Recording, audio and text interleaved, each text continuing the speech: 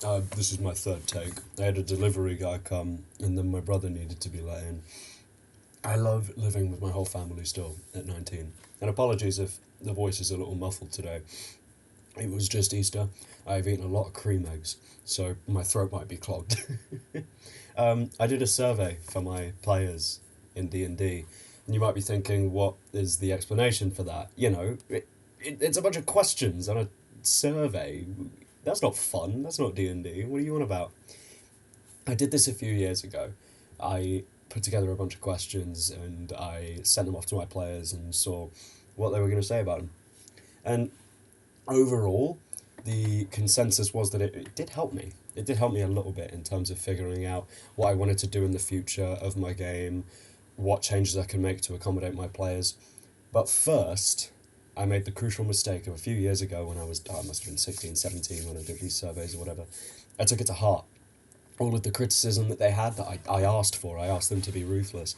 I was like, oh, I'm sorry. I, I'm so sorry. I didn't I didn't do everything to your liking, but I'm a bit older now, and I have a bit of a better perspective on the fact that constructive criticism is the best way to move forward with anything.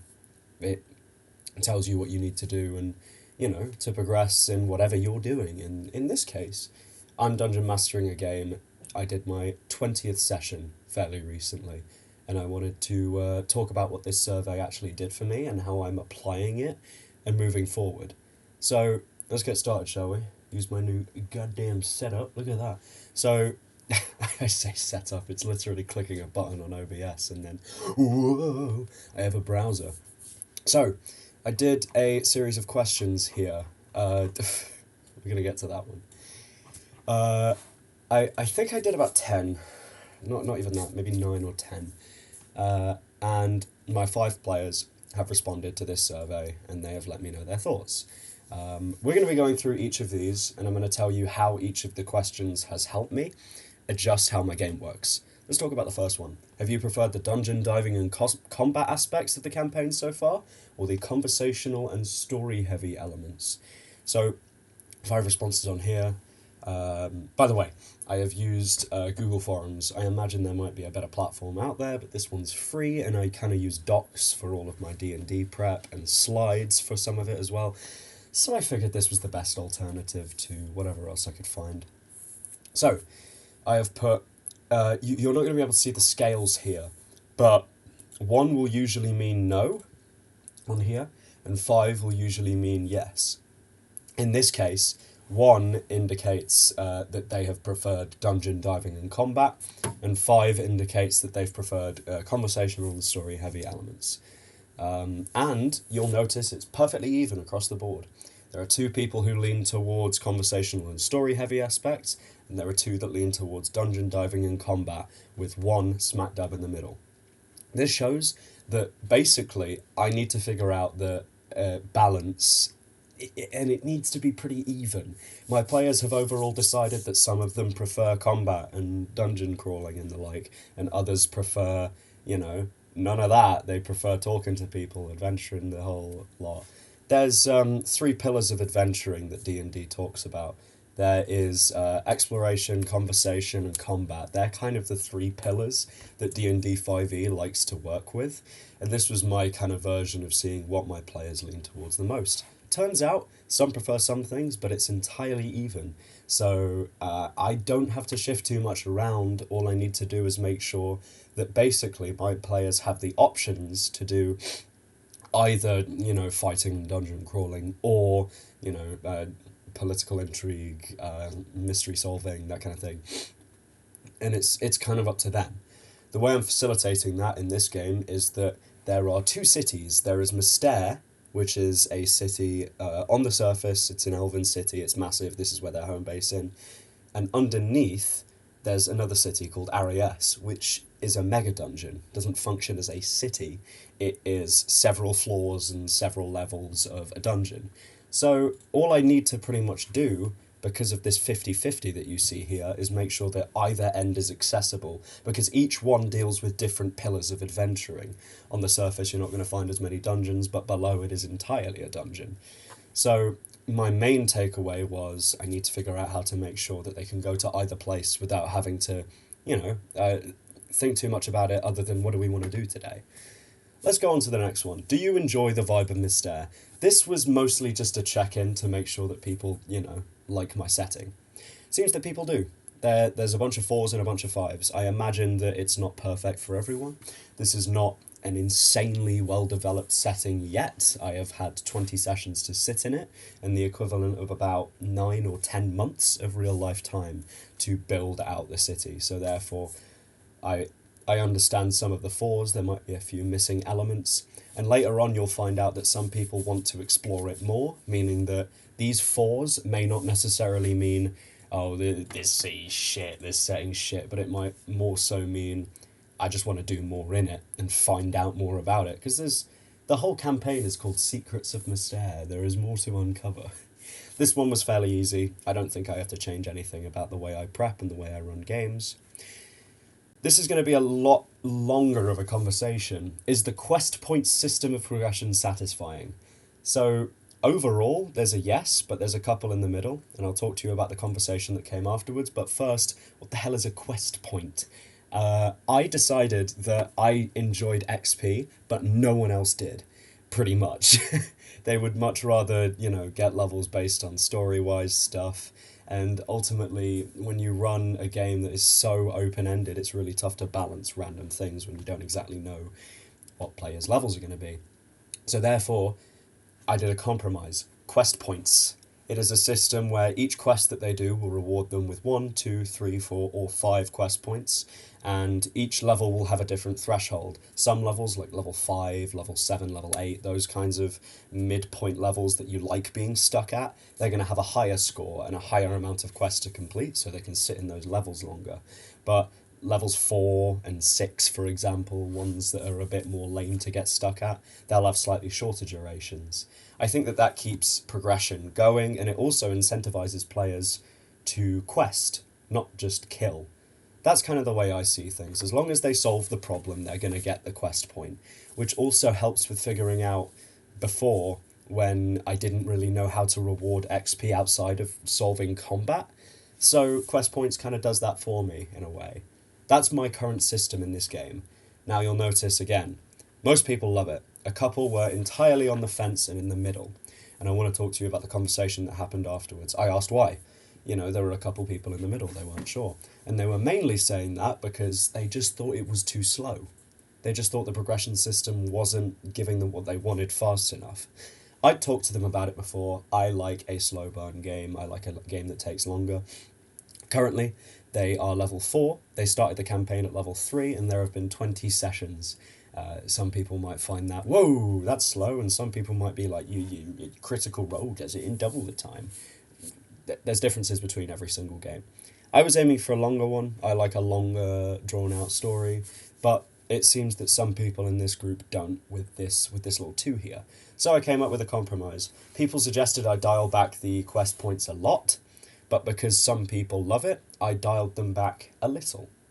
For example, level 4 needed you to be 25 quest points in to level up to level 5. Someone suggested they reduce it by 10. I reduced it by 5, just to make things, simple and even. That's my response to this. Because most people were perfectly happy with it, I didn't make a major adjustment, but I did a very minor one. Here's a more casual one. I didn't want every single one to be lists and the like. What has been your favourite moments, I put in brackets, of Secrets of Mystère so far, and why? This is just an outlet for them to praise me. I know that sounds vain, but it's also to, tell people, and me most importantly, what I'm doing right and what I need to keep doing, what stuff I'm doing okay at. So let's see the responses. This was written, basically, so it can be as free as you want. There's interacting with other PCs in the strange timey-wimey bit. There was a bit of time travel flashback stuff where they got to play characters in the past. That was fun, and I'm glad that someone agrees with that. Someone said when we met Ren and saw the backstory of him and the Flints, which is pretty much the same answer, this Ren character that now inhabits their mind, basically. They saw his backstory in a way. They played through it. The new combat system with the enemy's moveset has been exciting too, makes the combat feel weighty and like there are no safe battles. This is something I'll talk about more. I have adapted a combat system that is a lot more engaging than I think 5e gives you. We'll talk about that more. Here's one. Getting smashed down the local, then stumbling around for crepes or trying to find Erlak a girlfriend just because he has the charisma of a mouldy carrot. Also, Erlak selling or maybe not selling his soul to a fiend. This player just likes fucking around. I'm going to include way more shenanigans, way more excuses for them to go pub and drink. It's something they did a lot at the start of the campaign, but now that I've hit them with the big story, they don't want to as much. I'm going to try and find incentives for them to go back in the pub and have a drink and, get in chaos or whatever. Here's one. A link to the spell Feeble Mind, Brain Gone Blank. I had a go at my player for this. I'm like, can you not think of something? And he was like, no. And I'm like, okay. So I have no contributions from him and cannot build on them. I've told him that. Here's the biggest one. I'll kind of summarize it. Someone really loves the mega dungeon at the bottom, and they also have enjoyed seeing backstories explored, but they want to explore them a lot more. So far, I've only really gone into one of the characters' backstories to any proper extent. The rest is just two people live in the city, and that is their backstory. They have family there, whatever. And that's fair. I plan to anyway, but I think a few people have mentioned it in this survey, so I plan to do it more. They have also been doing, some crime gang shenanigans. I've had factions in the city, criminal factions, lichens and gang members and the like, all get involved. Their quests have brought them there, and they're getting to interact with all of them, some as allies, some as enemies, and they seem to quite like it. And plus, it lets them do crime without properly, getting dirty. They're stopping crime by being criminals, and they're Robin Hooding it in a way, and I think this player enjoys it. Let's go to the rough ones to swallow. What are your least favourite moments? How come? As we see here, someone loved the mega dungeon. Someone has put dungeon delving. Personally, I find people stop role-playing as much. Fair. So I looked at that, and I thought about it, and I thought, what can I do to, include everyone in this? People enjoy the mega dungeon apart from this fellow. How do I change that? I thought, and then I realised their problem is that people start role-playing, so I have made it a mechanic that you have to role-play underground to get a short rest. What have I called them? Exploration interludes. Basically, an exploration interlude is if you want to take a short rest, first, you have to talk to someone for a few minutes. Don't care who, don't care what about, but you need to. You need to update the other person on your adventure, see how they're feeling, go from there. Maybe something cool comes out of it. Then you get to short rest. This is a trial mechanic, I haven't even applied it yet, but when they're in the mega dungeon, that is how I'll do it. And I'll see if this kind of solves the problem for the player. I'll probably check back in 10 sessions and see how they think I've resolved that problem. So fingers crossed that one will go as well. There's this person who just likes me. I honestly don't think I've had a least favourite moment. There is an airship mission I did, but I think I did a couple of twists that they really enjoyed, so I'm happy about that. There is someone that was providing brain surgery on Rob's character first session. This campaign had a first session player death, unfortunately. So they felt bad about that. I think this is kind of them avoiding saying anything mean to me because this was not my fault. But, oh well, if they didn't like it, whatever. Again, someone decided that they did not want to say anything. Here we go, whatever. There is, again, someone not initially liking the airship mission. So I tried out a murder mystery on an airship, basically. I'll probably talk about that whole scenario at another time. But they didn't really... They're not a murder mystery person because apparently they suck at them. I don't think they have. They've been engaging with it quite well. But they still believe it was well executed, so I'm thankful for that. I like that they can still mention that from an objective standpoint, they think it was quite well made. It's just not for them. I appreciate that. There is also something here that says I'm not huge on the Levium crystal. To explain, I did something where basically the whole party has a psychic crystal in their minds that is manifesting in the form of some guy called Ren in their heads. They're seeing his memories, that kind of thing. And it is slowly killing them. And in a few years, they may exhibit some bad symptoms. He feels like it could have been dealt with better. He doesn't like the rock man telling him to do things. So he doesn't particularly enjoy it. But if I scroll down to here, overall, people really like it. There's one person on the fence and one person that didn't like it, this person up here. But overall, people like it. Now, because there was a slightly middling opinion from a couple of people, I did clarify to them in messages. This Ren fellow, who functionally sometimes ends up being a bit of a DMPC, he offers advice. Sometimes the advice is correct. I understand that gripe to a certain respect, so I let them know that despite that, I will not let his influence take over the decision-making process. So hopefully that pleases this person somewhat. When I said it, they didn't mention it, so I think that they're happy enough with it. Let's talk about this one. This is one of the ones that was actually not great for me. Do you feel sufficiently rewarded story and loot-wise for your adventuring? Most people? And I think they probably wanted to go here, but didn't, to try and be nice. We talked about it. No one feels as though the leveling was fast enough, which we talked about.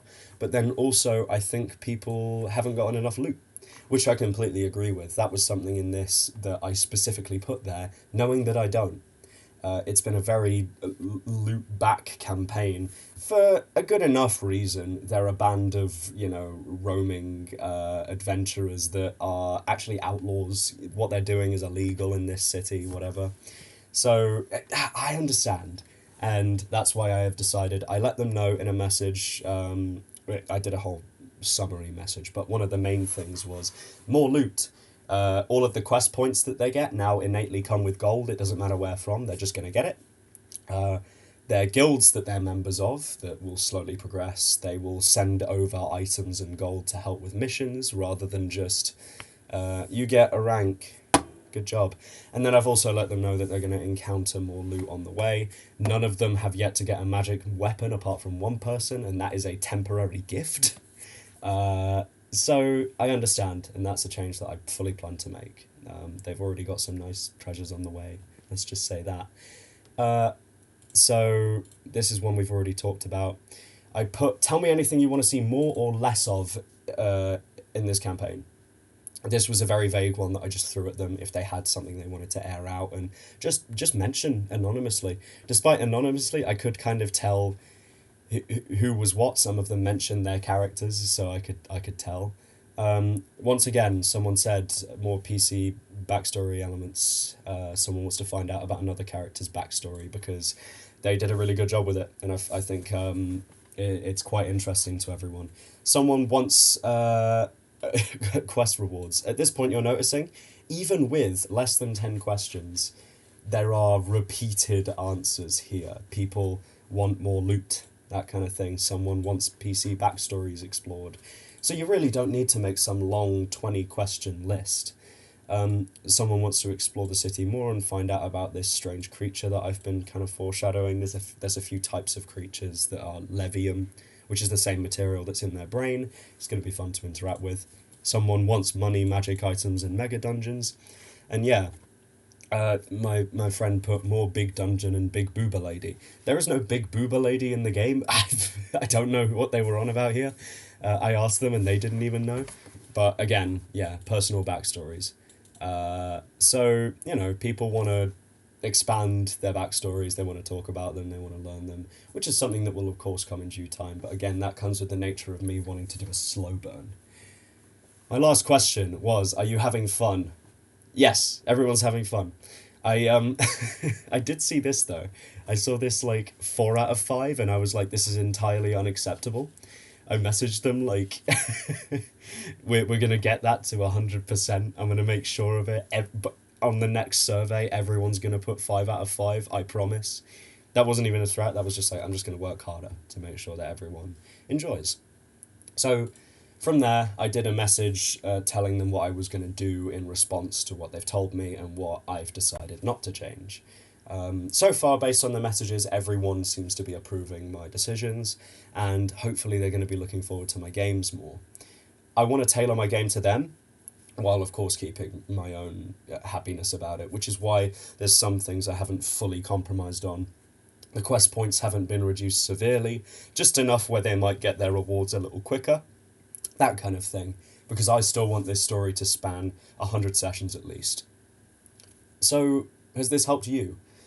Most importantly, I hope that this is a resource that you can look back on, sample some of my questions, and understand what you want to do with them. You literally need 6. Not even that. You could ask them in a single message. You don't have to set up a whole form and survey like I did. You can just ask your players, "Hi guys, do you think I'm rewarding you enough?" That's it. That's all you gotta write. Make sure you specify, be honest, because sometimes people will be like, "Oh, I don't want to hurt their feelings," but part of the reason we do this is so our feelings can be hurt a little bit, and then we work on them, and then they don't get hurt later down the line when someone in 20 sessions time goes, "Man, why don't we get no magic items? This is stupid," and then it sounds way worse. So hopefully, if you take some of the questions I've used here and give them to your players, it will give you a little bit of insight on how exactly you want to change your game and tailor it to your party moving forward. That's all from me. I know the first video back since I made my whole I'm back video was a while. Quite frankly, I did one video. I mucked it up so bad that I did not want to post it, and it gave me no motivation for a few weeks. I genuinely thought it was that awful. It was just a complete mess. I did 2 takes. It was like 20 minutes each, and they all sucked, and I kept pausing and sneezing, and oh, it was just awful, and I genuinely didn't want to do one. But I did this survey yesterday, and I thought I might as well talk about it. I hope this has been a helpful resource for you. Let me know if you plan on using any of this in the comments. Subscribe! This video was quite fun to record, I think, and I liked doing this little survey thing. If you want to see more of this kind of stuff, this out-of-the-game talk, let me know, because this is something I haven't actually talked about much on my channel at all. Actually, like, talking to your players. Which I think is something that gets overlooked a lot outside of Session 0. It kind of feels like people go, alright, Session 0 is done. That means we don't have to talk about our problems anymore. Thank you everyone for watching. Have a great rest of your day, if you've got one ahead of you. Ta-ra!